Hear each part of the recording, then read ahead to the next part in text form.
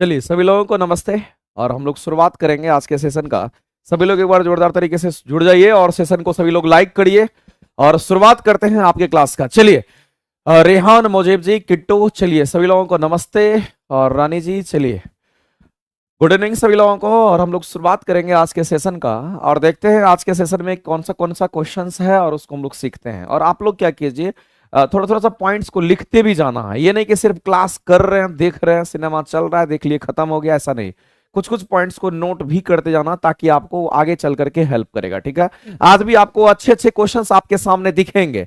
तो सबसे पहला क्वेश्चंस आपका यहां पर है जिसके बारे में हम लोग बात करेंगे। ये जो क्वेश्चंस आपका दे रखा है, क्या कहता है क्वेश्चन? क्वेश्चन कह रहा है मेरे दोस्त आपका यहां पर कि निम्नलिखित में से कौन से जीव में रक्त नहीं होता है। यानी कि कह रहा है कौन ऐसा जीव होता है जिसमें ब्लड नहीं होता है, लेकिन ब्लड नहीं होता है लेकिन वो क्या करता है, किंतु वे सांस लेते हैं। ऐसा बोला गया है मेरे दोस्त, ऐसा बोला गया है। ध्यान रखना सबसे बड़ी बात है। एक तो हमारा निडेरिया संघ का आता है, एक हमारा किसका आता है, तो ध्यान रखेंगे निडेरिया संघ के जो जीव होते हैं, ध्यान रखेंगे मेरे दोस्त। निडेरिया संघ के जो जीव होते हैं, निडेरिया संघ के जो जीव होते हैं, इसमें कहेंगे ब्लड नहीं होता है। इसमें क्या नहीं होता है, तो आपको ध्यान रखना है निडेरिया संघ के जो जीव होते हैं उसमें ब्लड नहीं होते हैं, लेकिन ये सांस लेता है। अब निडेरिया संघ के जो जीव होते हैं उसके एग्जाम्पल की अगर हम बात करते हैं, जैसे कि मान लेते हैं जेली फिश का नाम आपने सुना होगा। अगर हम यहां पर बात करते हैं किसका, तो जेली फिश। ये एक्चुअली में मछली नहीं है, ये वास्तविक मछली नहीं है, निडेरिया संघ का जीव होता है, नाम इसका जेली फिश है। आगे हम लोग बात करते हैं जैसे कि हम हाइड्रा की बात करते हैं। यदि हम बात करते हैं यहां पर हाइड्रा की बात करते हैं, या फिर अगर हम लोग बात करेंगे मेरे दोस्त यहां पर सी एनिमोन्स की बात करते हैं, सी एनिमोन्स की बात करते हैं, तो अगर इन सब की अगर हम बात करें तो ये ऐसे जीव होते हैं जिसमें क्या नहीं होगा, तो कहेंगे इसमें ब्लड नहीं होता है। ये ऐसे जीव है जिसमें ब्लड नहीं होता है, लेकिन ये क्या करता है, तो कहेंगे सांस लेता है, तभी तो ये जिंदा रहेगा। तो निडेरिया संघ के जो जीव होते हैं वो उसमें हमारा क्या होगा, तो कहेंगे ब्लड नहीं होता है। तो इसमें से अगर आप गौर से देखिएगा तो ये हमारा मछली वर्ग का होता है, केचुआ नहीं होगा, तिलचट्टा नहीं होगा, तो कहेंगे हाइड्रा हमारा राइट आंसर हो जाएगा। ध्यान रखेंगे ऑप्शन नंबर हमारा क्या होगा, तो कहेंगे ए ऑप्शन हमारे यहां पे राइट हो जाएंगे। ऑप्शन ए हमारा क्या होगा, तो राइट हो जाएगा। आरपीएफ वैकेंसी आ गया सर, आरपीएफ की वैकेंसी आ गई, तो इसी तरह से आपको वैकेंसी धीरे धीरे करके देखने को मिल जाएगा। ठीक है, चलिए तो आगे हम लोग बात करते हैं। यहां पर एक बात और ध्यान में रखना है मेरे दोस्त कि हाइड्रा की बात करते हैं तो हाइड्रा में जो प्रजनन होता है, हाइड्रा में अगर हम बात करते हैं जो प्रजनन होता है वो किस विधि द्वारा होता है, तो ध्यान रखना है कि हाइड्रा में जो प्रजनन होता है वो कैसा होता है। तो हाइड्रा में अगर हम प्रजनन की अगर हम बात करते हैं, हाइड्रा के अंदर जो प्रजनन होता है, रिप्रोडक्शन होता है, वो कैसा होता है, क्योंकि हाइड्रा के अंदर प्रजनन होता है ये हमारा किस विधि द्वारा या किस प्रोसेस से होता है, जिसको हम लोग बोलते हैं बडिंग से होता है। याद रखना किससे होता है, बडिंग की बात करते हैं, जिसको हम लोग यहां पर मुकुलन कहते हैं। और मुकुलन विधि द्वारा प्रजनन केवल हाइड्रा में नहीं होता, ईस्ट यानी कि खमीर में भी होता है। और बडिंग हमारा एक प्रोसेस होता है। बडिंग क्या है, तो कहेंगे ये हमारा एक प्रोसेस होता है, जिस प्रोसेस के दौरान क्या कहेंगे, तो कहेंगे इनका प्रजनन होता है, दूसरा हाइड्रा का निर्माण होता है। जैसे कि मान लेते हैं कि एक हमारा ये हाइड्रा है और इस हाइड्रा के शरीर में एक थोड़ा सा छोटा सा पार्ट उसके शरीर से बाहर निकलता है और ये कंप्लीटली बाहर हो जाता है और बड़ा शरीर बना लेता है। इसी को हम कहते हैं, इस प्रोसेस को कहते हैं बडिंग। इस प्रोसेस को कहते हैं हम यहां पर मुकुलन का प्रोसेस कहते हैं, जो कि हमारे हाइड्रा में होता है। इस बात को आप ध्यान में रखेंगे। इस क्वेश्चन के आपको आंसर्स मिल गए हैं, लेकिन अगर हम बात करते हैं मेरे दोस्त हमारे सामने यहां पर ऑप्शंस बी और सी और डी की अगर हम बात करते हैं, तिलचट्टा हो गया, केचुआ हो गया, मछली हो गया, इन सब में क्या होगा, कहेंगे इन सभी में ब्लड होता है। इन सभी में क्या होगा, कहेंगे इन सभी में ब्लड होता है। इस बात को ध्यान में रखेंगे। अगर हम लोग मछली की बात करते हैं, इसी को हम लोग पाइसीज कहते हैं, इसी को मछली को हम लोग पाइसीज कहते हैं। और मछली के अध्ययन को इक्थियोलॉजी, इक्थियोलॉजी क्या होता है, कहेंगे फिश के अध्ययन को इक्थियोलॉजी कहते हैं। और मछली की अगर हम बात करते हैं तो ये किससे सांस लेता है, तो याद रखना ये गिल से सांस लेता है। ये किससे सांस लेता है, तो ये कहेंगे गिल से सांस लेता है। इस बात को एकदम नहीं भूलना है, ये गिल से सांस लेता है। इसी तरीके से हमारा केचुआ हो गया। अगर हम केचुआ की बात करते हैं तो मिट्टी को भुरभुरा बनाता है, वो कौन बनाता है, तो कहेंगे केचुआ बनाता है। और ये स्किन से सांस लेता है। ये किससे सांस लेता है? तो ध्यान लेना, ध्यान रखना मेरे दोस्त, ये इसकी स्किन से सांस लेता है, इस बात को भी एकदम नहीं भूलना है। ये स्किन से श्वास लेता है। ये स्किन से क्या करता है? तो यहां पर श्वास लेता है, इस बात को ध्यान रखेंगे।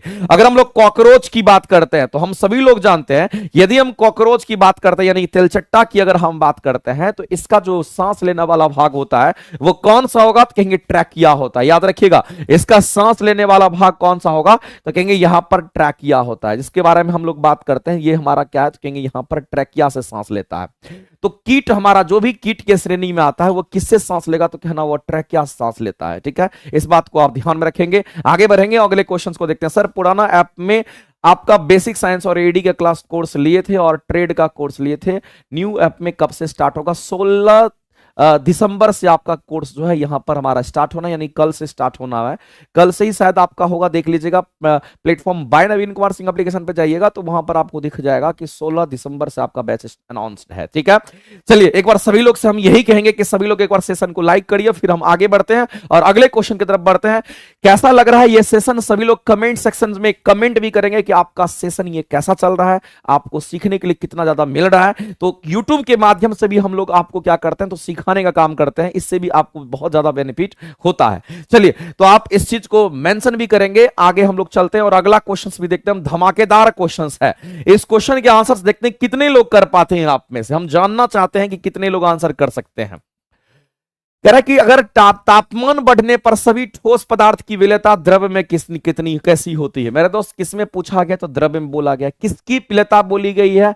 तो सभी ठोस पदार्थों की विलेयता बोली गई, यानी कि ठोस पदार्थ की जो विलेयता है उसकी सॉल्युबिलिटी की बात कर रहा है कि द्रव में क्या होगा यदि हम क्या करते हैं? तो तापमान को बढ़ाते हैं। ये कह रहा है, समझना गौर से। मान लेते हैं कि हमारे पास क्या है? तो एक कंटेनर है और इस कंटेनर में हम मान लेते हैं कि हमारे पास क्या है? तो द्रव है। इस कंटेनर में क्या है मेरे भाई? तो इस कंटेनर में मान लेते हैं कि यहां पर हमारा एक ये द्रव पदार्थ भरा हुआ। चूंकि द्रव में विलेयता आपको पूछा जा रहा, तो ये द्रव है। इस द्रव में क्या है? तो कहेंगे यहां पर हमारा ठोस है। इसमें द्रव में क्या है? तो कहेंगे इसी में हमारा ये ठोस है। ये हमारा क्या? तो कहेंगे सॉलिड है। ये हमारा क्या? तो कहेंगे सॉलिड पार्टिकल्स होगा। इसमें क्या है? तो कहेंगे ये हमारा यहां पर सॉलिड पार्टिकल्स है। ध्यान सुनेंगे, ये हमारा ये क्वेश्चन बहुत ही अहम आपका है। सॉलिड पार्टिकल्स है, ये हमारा कैसा पार्टिकल है? तो कहेंगे ये हमारा सॉलिड पार्टिकल्स है। वो हमारा किसमें? तो द्रव में है। यहां इसके अंदर क्या है? तो कहेंगे इसके अंदर द्रव भरा हुआ है। इसके अंदर क्या है? तो कहेंगे लिक्विड भरा हुआ, जिसको हम द्रव कहते हैं, और उसी में ठोस पार्टिकल है। अब कह रहा है कि यदि हम तापमान को यदि हम बढ़ाते हैं, किसको बढ़ा रहे हैं? यदि हम टेम्परेचर को यदि हम राइज करते हैं, यदि मेरे दोस्त तापमान को यदि हम बढ़ाते हैं, तापमान को यदि हम बढ़ाते हैं, तो बताइए कि सॉलिड की जो विलेयता होगी, सॉलिड का जो विलेयता होगा इस द्रव में क्या होगा? तो आप कहेंगे कि जो सॉलिड पार्टिकल्स होता है वो क्या होगा? तो कहेंगे घुलनशील होता है। सॉलिड पार्टिकल्स क्या करेगा? तापमान से जब आप गर्म करेंगे तो सॉलिड पार्टिकल मेल्ट करेगा, और जब मेल्ट करेगा तो उस पानी में क्या होगा? उस द्रव में क्या होगा? तो वो मिल जाता है और अच्छी तरीके से प्रॉपर वे में मिल जाता है। तो हम कहेंगे उसकी विलेयता और बढ़ जाती है। तो तापमान के बढ़ने की अगर हम बात करते हैं तो कहेंगे यहां पर तापमान के बढ़ने से इसकी सॉल्युबिलिटी पर क्या असर पड़ेगा? तो कहेंगे इसकी सॉल्युबिलिटी की अगर हम बात करते हैं, जिसको हिंदी में अगर हम बोले तो इसको हम लोग विलेयता कहते हैं। इसको हम लोग क्या बोलेंगे? विलेयता कहते हैं। तो कहेंगे ये भी हमारा बढ़ जाएगा। तो ये स्टेटमेंट एकदम फॉरवर्ड है। आप सीधा सीधा कह सकते हैं कि किसी द्रव पदार्थ में अगर कोई सॉलिड्स होता है, अगर उसको गर्म करते हैं तो उसकी सॉल्युबिलिटी क्या होगी? तो इंक्रीज कर जाती है। लेकिन याद रखना कि द्रव में ठोस की विलेयता बढ़ती है तापमान के बढ़ने से। अगला एक और क्वेश्चन आपसे पूछता है, लेकिन इस क्वेश्चन के अगर हम आंसर करेंगे तो क्या करेंगे? कहेंगे तापमान की बढ़ने की बात कर रहा है। ठोस पदार्थों की विलेयता किसमें? तो द्रव में बोला गया है। कहेंगे बढ़ जाएगी अगर तापमान को बढ़ा देंगे। तो आंसर करेंगे ऑप्शन नंबर हमारा ए, ऑप्शन राइट हो जाएगा। एक क्वेश्चन आपका यहां पर और आता है जिसके बारे में हम थोड़ा सा जिक्र करना चाहते हैं। यदि मान लेते हैं मेरे दोस्त, यहां पर समझना गौर से कि एक कंटेनर है और इस कंटेनर में हम मान लेते हैं कि गैस भरा हुआ। समझना गौर से जो आपको बताना चाहते हैं। या फिर इस कंटेनर में क्या? तो कहेंगे यहां पर हमारा द्रव भरा हुआ, जिसको हम क्या कहते हैं? तो यहां पर लिक्विड कहते हैं। अब इस लिक्विड के अंदर क्या करते हैं? तो हम इस लिक्विड में क्या करते हैं? तो गैस को इसमें मिला देते देखते हैं, इसमें हमारा क्या है तो कहेंगे ये गैसियस पार्टिकल है, ये हमारा गैस है। इसके अंदर हमारा क्या तो कहेंगे ये हमारा गैसियस सब्सटेंस है, जो पीला कलर का दिख रहा है ये हमारा क्या तो कहेंगे गैस होगा, यानी कि हम यहां पर गैस की बात करते हैं। अब क्वेश्चन में आपसे पूछेगा यदि हमारा द्रव में गैस भरा हुआ है और द्रव में गैस है, अगर हम इसके तापमान को बढ़ाएंगे तो बताइए उसकी विलेयता क्या होगी, उसकी सॉल्युबिलिटी पर क्या असर पड़ेगा। तो आप मेरे दोस्त क्या कहोगे, कहोगे कि सर अगर द्रव में गैस को अगर डाल करके गर्म करेंगे तो जो गैस हमारा होता है वो हल्का होगा, जैसे ही गर्म करेंगे गैस हमारा बाहर निकल जाएगा, पानी अलग रह जाएगा, गैस हमारा अलग हो जाएगा, तो कहेंगे उसकी सॉल्युबिलिटी घट जाएगी। पहले तो सॉल्युबल था भी, मिला हुआ था भी, लेकिन जैसे ही तापमान को बढ़ाए गैस हमारा निकल गया, हम कहेंगे उसकी सॉल्युबिलिटी क्या हो गई, उसकी विलेयता घट जाती है। तो सॉल्युबिलिटी का मतलब क्या होता है, कहेंगे इसका मतलब होता है विलेयता, याद रखेंगे इसका मतलब क्या होगा, इसका मतलब होता है विलेयता, यानी कि सॉल्युबिलिटी का मान घट जाएगा। तो याद रखना द्रव में, यहां भी हम द्रव में बोले हैं, यहां भी हम द्रव में बोले हैं, अगर द्रव में ठोस पार्टिकल्स है तब अगर गर्म करते हैं तो उसकी सॉल्युबिलिटी तापमान के बढ़ने से बढ़ जाएगी। लेकिन यदि द्रव में क्या है तो कहेंगे गैस को अगर डाल दिए तब अगर तापमान बढ़ा रहे हैं तो उसकी विलेयता घट जाएगी, क्योंकि गैस जो होता है वो जैसे ही तापमान लेगा वो उड़ जाएगा, हम कहेंगे दोनों अलग अलग हो जाएगा, उसकी विलेयता क्या होगी तो कहेंगे घट जाती है। एकदम सीधा सा आपका शानदार सा ये कंसेप्ट होता है कि द्रव में ये सॉलिड के केस में, ये गैस के केस में क्वेश्चंस आता है, इसलिए इसको एकदम ध्यान में रखेंगे। दो तरह के क्वेश्चंस पूछे आते हैं और दोनों मैंने आपके सामने जिक्र कर दिया, ठीक है। यहां पर द्रव में गैस मैंने डाला तब तापमान को बढ़ाया तो विलेयता घट गया। अब यहां पर द्रव में हमने ठोस को डाला तब तापमान को बढ़ाया तो देखा कि उसकी सॉलिडिटी और क्या होती है तो इंक्रीज कर जाती है, बढ़ जाती है। आगे चलते हैं, अगले क्वेश्चन की तरफ हम लोग बढ़ते हैं और अगला क्वेश्चन देखते हैं मेरे दोस्त क्या कहता है। अगले क्वेश्चन के ऊपर हम लोग चलते हैं और अगला क्वेश्चन का आंसर आप सभी लोग करोगे। एक बार देखते हैं, रेहान मोजेब जी आंसर करिए, सौरभ जी आंसर करेंगे, नीरज कुमार जी एक बार आंसर करिएगा, मोनिका कुमारी जी आंसर करेंगे एक बार।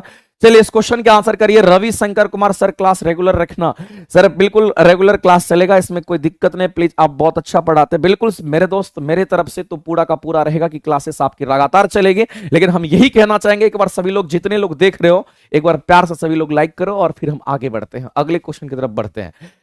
अगला क्वेश्चन एकदम आप ईमानदारी से अगर इस क्वेश्चन को सॉल्व करोगे तो इजी वे में आपका ये क्वेश्चन सॉल्व हो रहा है। कह रहा है कि दो समानांतर धारावाही तार है, मेरे दोस्त कितने, तो दो समानांतर धारावाही तार है, यानी कि दो को पैरेलल वायर्स की बात करते हैं। दो कैसा वायर है तो पैरेलल वायर्स की बात करते हैं, और इसमें ये धारावाही तार है, इसका मतलब इसमें धारा चल रहा है, इसमें धारा चल रहा है, लेकिन धारा की जो दिशा है वह विपरीत दिशा है, एगो ऊपर जाएगा तो एगो हमारा नीचे जाएगा। हम सभी लोग जानते हैं कि धारा किसी वायर में जब चलती है तो उसके मैक्सवेल रूल का हम इस्तेमाल करते हैं चुंबकीय क्षेत्र की दिशा को बताने के लिए। अगर किसी वायर में करंट का फ्लो हो रहा है और आपको बोलेगा कि चुंबकीय क्षेत्र की दिशा क्या होगी, तो इस अंगूठे का राइट हैंड यूज करना और इस अंगूठे को करंट के डायरेक्शन में रखना और इस चारों उंगली को ऐसे घुमा देना, यही आपका क्या तो चुंबकीय क्षेत्र की दिशा होती है। अगर करंट नीचे तो अंगूठा नीचे और तब ऐसे घुमाएंगे। तो मेरे दोस्त इस केस में अगर आप देखिएगा तो अंगूठा ऐसे रखेंगे, इस वाले के लिए तो अंगूठा ऐसे रखेंगे और ऐसे घुमाएंगे, इसका मतलब है इसके चारों तरफ जो मैग्नेटिक फील्ड हमारा होगा वो कहीं ना कहीं हमारा यानी कि ऐसे घूमेगा, ऐसे घूमेगा। अब दूसरा वाला जो केस होगा इसमें अंगूठा को क्या करना है तो कहेंगे इस वाले केस में अगर हम लोग देखते हैं तो इस वाले केस में हमारा क्या होगा तो कहेंगे अंगूठा को अगर हम देखें तो अंगूठा ऐसे रखेंगे, अब ऐसे घुमाएंगे। जब इसको ऐसे घुमाओगे तो आपको पता चलेगा कि ये हमारा कुछ इस तरह से यहां पर घूम रहा है। मैं आपसे ये कहना चाहता हूं मेरे दोस्त कि एक हमारा किधर जा रहा है, तो अगर हम यहां पर गौर से देखते हैं तो ये हमारा ऐसे घूम रहा है, तो ये हमारा ऐसे घूम रहा है, तो दोनों का डायरेक्शन कैसा हो गया तो अपोजिट डायरेक्शन हो गया। यानी कि यहां पर जो फील्ड के डायरेक्शन हो गए, दोनों के फील्ड के डायरेक्शन की बात करते हैं, दोनों के चुंबकीय क्षेत्र की दिशा की बात करते हैं। किसकी बात कर रहे हैं तो दोनों के चुंबकीय क्षेत्र की दिशा की बात करते हैं, इसके और इधर भी चुंबकीय क्षेत्र की दिशा की हम बात करते हैं। तो यहां पर अगर आप गौर से देखोगे तो आपको पता चलेगा कि सर अगर एक क्लॉकवाइज है तो दूसरा एंटी क्लॉकवाइज होगा। अगर चुंबकीय क्षेत्र की दिशा की अगर हम बात करते हैं तो ये चुंबकीय क्षेत्र की जो दिशा होगी, ये चुंबकीय क्षेत्र की दिशा यहां पर विपरीत हो गई। अगर चुंबकीय क्षेत्र की दिशा विपरीत हो गई तो हम कह सकते हैं चुंबकीय बल भी कैसा होगा तो कहेंगे ये भी हमारा विपरीत होगा। तो चुंबकीय बल की अगर हम बात करते हैं तो चुंबकीय क्षेत्र की दिशा अगर विपरीत हो गई तो चुंबकीय बल जो लगेगा वो आकर्षित नेचर का होगा, अट्रैक्ट करने वाला होगा। यानी कि जो चुंबकीय बल होगा वो हमारा कैसा होगा, कहेंगे ये हमारा आकर्षित नेचर का होगा। ये किस नेचर का होगा? तो कहेंगे यहां पर ये आकर्षित प्रकृति का होगे। आकर्षित नेचर का हमारा दोनों अट्रैक्ट करेगा और दोनों तार आपस में चिपक जाएगा, क्योंकि मैग्नेटिक फील्ड उसको खींच लेगा, चुंबकीय क्षेत्र उसको खींच लेगा। और यही हमारा विद्युत धारा का चुंबकीय प्रभाव होता है। जब किसी वायर से चुंबक करंट जाता है तो कहते हैं उसके चारों तरफ मैग्नेटिक फील्ड रोटेट करने लगता है, और इसी को हम लोग चुंबकीय विद्युत धारा का चुंबकीय प्रभाव कहते हैं। और एक बात याद रखना, चुंबकीय क्षेत्र की दिशा आप कैसे प्राप्त किए? तो चुंबकीय क्षेत्र की दिशा जो है आप प्राप्त की है मैक्सवेल के कॉर्कस रूल, या फिर आप कह सकते हैं मैक्सवेल के राइट हैंड रूल का आप दाहिने हाथ का नियम इस्तेमाल किए हैं। तो मैक्सवेल का राइट हैंड रूल आपने इस्तेमाल किया है, ये भी नहीं भूलना है, क्योंकि आपने मैक्सवेल का राइट हैंड रूल का इस्तेमाल करके आप चुंबकीय क्षेत्र की दिशा प्राप्त किए, और उस दिशा से यह पता चला अगर दिशा विपरीत हो गया तो कहेंगे अट्रैक्ट करेगा, अगर समान दिशा होता तो रिपेल करता। यह भी बात आपको ध्यान रखना है। अब आपसे बोला गया कि दो समानांतर धारावाही चालक में जिसमें धारा विपरीत दिशा में अगर फ्लो कर रही है, तो बताइए दोनों एक दूसरे को, तार को क्या करेगा? तो एक दूसरे को आकर्षित कर लेगा। और हम कहेंगे इस क्वेश्चन का आंसर ए ऑप्शन यहां पे राइट हो जाएगा। इसमें जो कंसेप्ट इस्तेमाल हुआ है वह मैक्सवेल रूल लगा है, और इसी को हम क्या कहते हैं? तो कॉर्क स्क्रू रूल के नाम से भी जानते हैं। इसी को क्या कहेंगे? तो इसको हम लोग कॉर्क स्क्रू रूल के नाम से भी जानते हैं। ये भी आपको नहीं भूलना है, तो नहीं भूलना, ऐसे आंसर आपको दम करना है। बताइए समझ में आ गया होगा। आगे बढ़ेंगे। इसके बाद पूजा जी बिल्कुल राइट आंसर है, प्रियांशु कुमार जी बिल्कुल राइट आंसर है, जिनके ए ऑप्शंस हैं उनके बिल्कुल राइट हैं। आगे चलते हैं और अगला क्वेश्चन हम लोग देखते हैं। इस क्वेश्चन के आंसर्स आप सभी लोग करेंगे, लेकिन थोड़ा सा इस क्वेश्चन में आपको हम सुधार देते हैं। यहां पर उभयलिंगी नहीं है ये बोला गया है, क्वेश्चंस में थोड़ा एरर है, ये उभयलिंगी नहीं है ये बोला गया है। यहां पर which of the following is a flower is not a bisexual, is not a bisexual की यहां पर बात कर रहा है, यानी कौन सा इसमें से बाइसेक्सुअल नहीं है ये बोला गया है। ठीक है, तो आप कहेंगे सर कौन सा उभयलिंगी? उभयलिंगी हम उसको कहते हैं जिसमें मेल और फीमेल दोनों होता है। अगर जिसको एक लिंगी कहते हैं उसमें या तो मेल होगा या तो उसमें फीमेल होता है, इस बात को आप ध्यान में रखेंगे।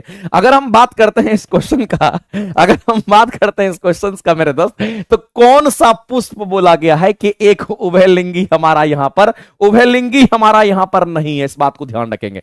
अगर उभयलिंगी नहीं है इसका मतलब एक लिंगी पूछा गया, उभयलिंगी नहीं है इसका मतलब क्या पूछा गया? तो आपसे एक लिंगी बोला गया, और एक लिंगी को क्या बोलते हैं? एसेक्सुअल बोलते हैं, इस बात को ध्यान रखेंगे। इसको हम लोग क्या बोलेंगे? तो एक सेक्सुअल बोलेंगे। ए सेक्सुअल हम उसको कहते हैं या तो उसमें मेल होगा या तो उसमें फीमेल होगा। तो आप पपीता की बात करिए, कहते हैं ना कि गांव घर में पपीता का पेड़ देखते होंगे, और आप कहते हैं कि ये मादा है या ये हमारा क्या है? नर है, यानी कि ये मेल है ये फीमेल होता है। तो उस हिसाब से हम लोग कहते हैं जो फीमेल होती है उसका क्या होता है? आप देखते होंगे साइज बड़ा बड़ा होता है, और जो मेल होता है उसका साइज क्या होता है? छोटा होता है। तो अगर पपीता की अगर हम बात करते हैं, अगर पपीता की बात करते हैं तो ये हमारा क्या? तो एसेक्सुअल होगा। अगर हम पपीता की बात करते हैं तो ये कैसा होगा? तो कहेंगे एसेक्सुअल होगा। इसीलिए इस क्वेश्चन का आंसर क्या करेंगे? तो ऑप्शन नंबर ए हमारा राइट होगा। और याद रखना कि अगर कोई भी सरसों या कोई भी तिलहनी फसल या दलहनी फसल होता है तो याद रखना वो हमारा बाइसेक्सुअल होता है। और या हिबिस्कस की अगर हम बात करते हैं, तो अगर हम अड़हुल की बात करते हैं, किसकी बात कर रहे हैं? यदि हम अड़हुल की बात करते हैं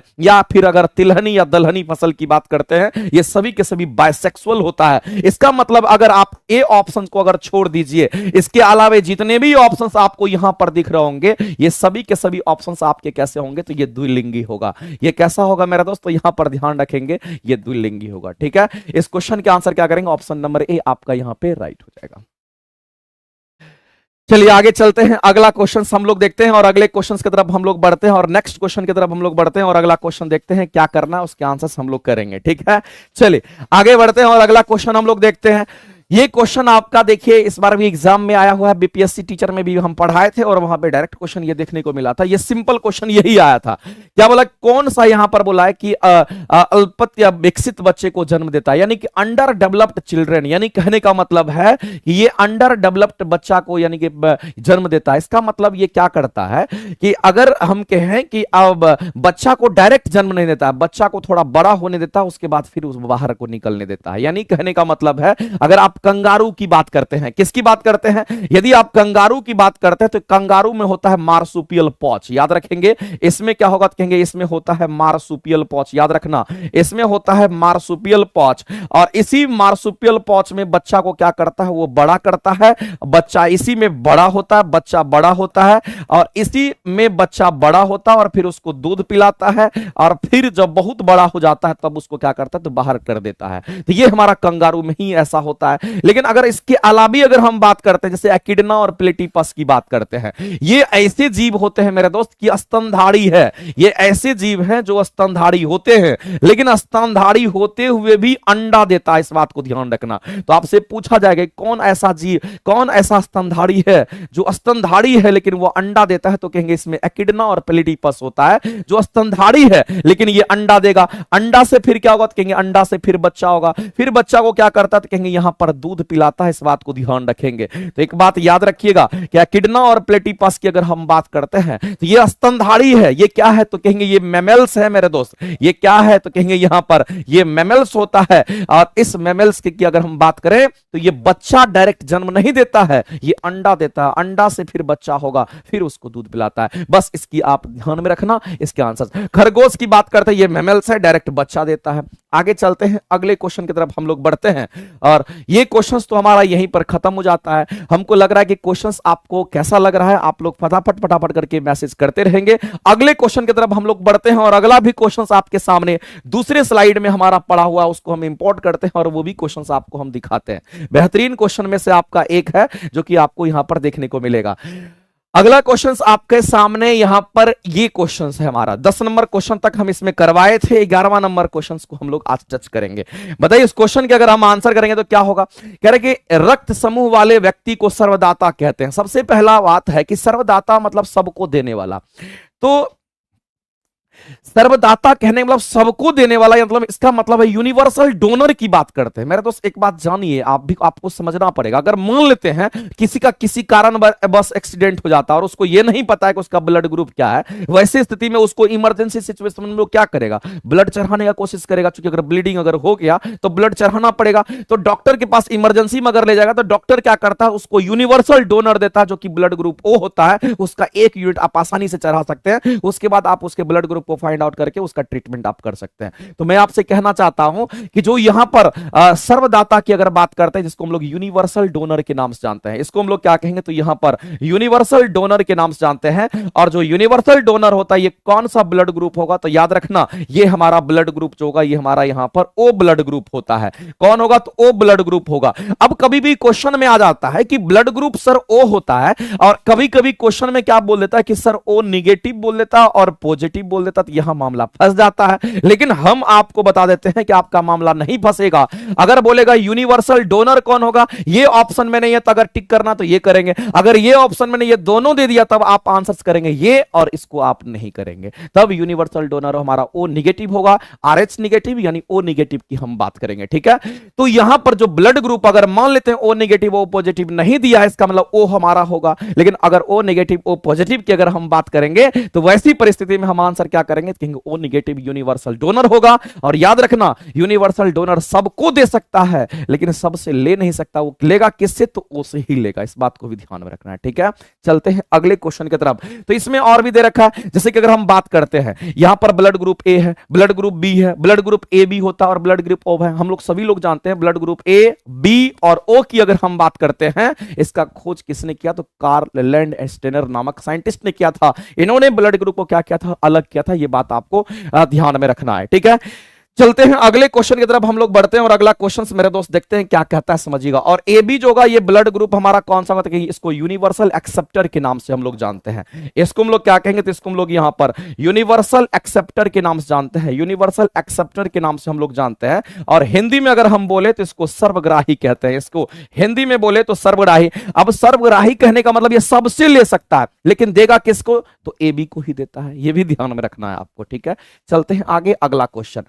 अगला क्वेश्चन कहता है कि पानी का जो क्वथनांक है ऊंचाई पर कम क्यों हो जाता है। ये रीजन आपसे जानना चाहता है कि पानी का जो बॉइलिंग पॉइंट है हमारे, अगर हम लोग सी लेवल की बात करते हैं, याद रखिएगा सी लेवल कहने का मतलब समुद्री लेवल पर जो डिजाइन किया हुआ है हमारे एनवायरमेंट में, पानी को अगर हम गर्म करते हैं तो कितने डिग्री पर बॉयल होता है, तो कहेंगे 100 डिग्री पर बॉयल होता है। कितने डिग्री पर? 100 डिग्री पर। याद रखना एट सी लेवल की हम बात करते हैं, क्वेश्चन कभी कभी पूछता है एट सी लेवल की अगर हम बात करते हैं तो सी लेवल के लिए ये डिजाइन है कि पानी की जो बॉइलिंग पॉइंट होती है, पानी का जो क्वथनांक बिंदु होता है वो हमारा कितना होगा, तो कहेंगे पानी के क्वथनांक बिंदु की अगर हम बात करते हैं मेरे दोस्तों ये कितना होता है, तो याद रखना ये 100 डिग्री सेंटीग्रेड होता है। लेकिन हम सी लेवल की बात करते हैं, हम किसकी बात कर रहे हैं, तो हम यहां पर सी लेवल की बात करते हैं। अब हम आपसे कहना चाहते हैं मेरे दोस्त कि जैसे जैसे जमीन से हम लोग ऊपर जाते हैं तो क्या कहते हैं कि दाब का मान घटता है। किसका मान घटता है, कहेंगे दाब का मान घटता है। तो कौन सा दाब, वायुमंडलीय दाब का मान घटता है, और उसी वायुमंडलीय दाब पर हमारा यह क्वथनांक बिंदु निर्भर करता है। अगर दाब का मान घटेगा क्योंकि क्वथनांक बिंदु का भी मान घट जाता है। इसीलिए अगर रीजन आपसे जानना चाहता है तो आप कहेंगे कि ऊपर जाने पर इसलिए होता है क्योंकि वायुमंडलीय दाब हमारा क्या होगा, तो कहेंगे कम हो जाता है। ऑप्शन नंबर हमारा बी यहां पे करेक्ट हो जाएगा।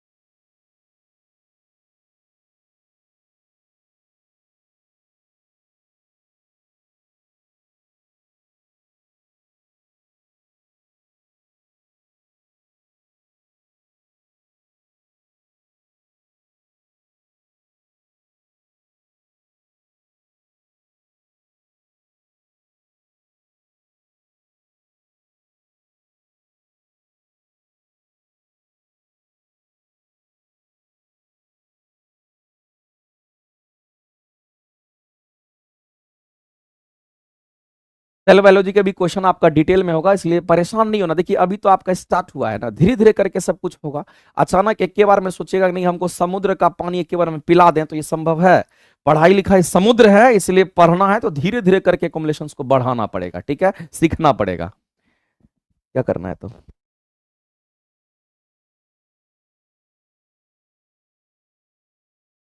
चलिए इस क्वेश्चन को हम लोग देखते हैं, और ये क्वेश्चन एकदम खतरनाक है मेरे दोस्त, ध्यान रखेंगे। खास करके रेलवे वाले, एएलपी वाले जो बच्चे होते हैं उनके भी, और अदर कोई एग्जाम का तैयारी करता है तो उनके लिए भी। क्वेश्चंस को बनाना अगर चाहें तो बहुत आसानी से बन जाएगा, लेकिन बनाने का नियम इसका क्या है तो अलग है, ठीक है।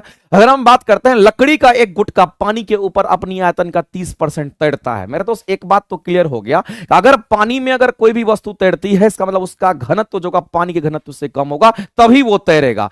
अब यहां पर ये क्लियर हो गया कि जो लकड़ी होता है इसका घनत्व पानी के घनत्व से क्या कम होगा, क्योंकि लकड़ी का एक गुटका की बात करते हैं, या पानी के ऊपर अपनी आयतन का कितना परसेंट तैरता है, तो यहां पर 30% तैरता है। मान लेते हैं कि नीचे में हमारा क्या भरा हुआ, पानी भरा हुआ है, और हम कहते हैं कि लकड़ी का ये टुकड़ा है, और लकड़ी के टुकड़ा का कितना परसेंट ऊपर में तैर रहा है, 30% की बात कर रहे हैं, यानी कि 0.30 हमारा क्या है तो तैर रहा है। 30% कहां तैर रहा है, तो पानी के ऊपर तैर रहा है। तो अंदर में कितना होगा, तो आप सीधा सीधा कहेंगे सर 30% अगर तैर रहा होगा तो सीधा सीधा कहेंगे 70% हमारा किधर पानी में डूबा हुआ होगा। तो पानी में जो डूबा हुआ पोर्शन होगा हमारा कितना, तो कहेंगे 0.70 होगा। अगर हम वॉल्यूम बेसिस पर अगर हम देखेंगे तो टोटल वॉल्यूम का कितना तैर रहा होगा, तो कहेंगे इतना। टोटल वॉल्यूम का कितना डूबा हुआ होगा, तो कहेंगे इतना डूबा हुआ होगा। अब कहता है मेरे दोस्त यहां पर कि उस लकड़ी का घनत्व क्या होगा ये हमें बता दीजिए, जो कि पानी में तैर रहा होगा। तो पानी का घनत्व तो सबको पता होगा कि पानी अगर यहां पर पानी अगर यहां पर है तो इस पानी का जो घनत्व होता है हमारा कितना होगा, तो कहेंगे 1000 केजी पर मीटर क्यूब होता है। ये बात तो सबको पता होना चाहिए।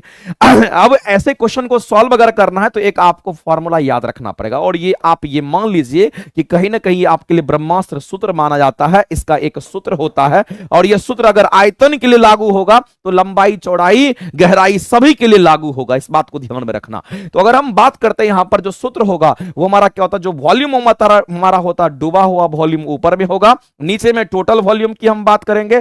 और दूसरी बात याद रखना यहां पर कि जो डेंसिटी हम लेंगे, जो घनत्व लेंगे हम किसका, तो जो वस्तु की हम बात करते हैं, जो तैरता है उस वस्तु का घनत्व, और नीचे में 1000 जो कि पानी का घनत्व हमेशा रखना है। अब बताइए, आपसे ये पूछा गया है, आपको ये पता चल गया कि टोटल वॉल्यूम अगर V है, कितना पार्ट डूबा हुआ है, तो आप आसानी से उसका घनत्व पता कर सकते हैं। तो आप कहेंगे सर आसानी से कैसे होगा, तो डूबा हुआ पार्ट का वॉल्यूम कितना है, तो कहेंगे 0.70 वॉल्यूम हो गया, और टोटल वॉल्यूम कितना होगा, तो कहेंगे वो V होगा। अब कह रहा है कि डेंसिटी किसका चाहिए, तो वस्तु का घनत्व चाहिए लकड़ी का, और आपको नीचे में 1000 दे रखा है, तो V से V कट गया, गुना करिएगा तो आपको पता चल जाएगा कि जो वस्तु का घनत्व होगा हमारा कितना होगा, तो कहेंगे ये 700 kg पर मीटर क्यूब हो जाएगा। तो यहां पर देख लीजिए 700 कौन सा होगा, तो यहां पर हमारा कौन सा होगा, तो कहेंगे ऑप्शन नंबर सी हमारा राइट होगा। यहां पर 10 के पावर में आपका क्या है, तो -3 है, इस बात को ध्यान रखेंगे। ये 10 के पावर में -3 है, कितना, तो ये 10 है, 10 का पावर में -3 है, 0.7 इंटू 10⁻³ इतना क्या होगा, तो केजी पर मीटर क्यूब होगा हमारा राइट आंसर।